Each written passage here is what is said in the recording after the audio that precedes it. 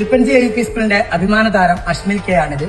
കഴിഞ്ഞ ദിവസം തിരുവനന്തപുരത്ത് സമാപിച്ച 69ാമത് ജൂനിയർ അത്ലറ്റിക് മീറ്റിൽ ആദ്യമായിട്ടാണ് മലപ്പുറം ജില്ല 2ാം സ്ഥാനത്തെത്തിയത്.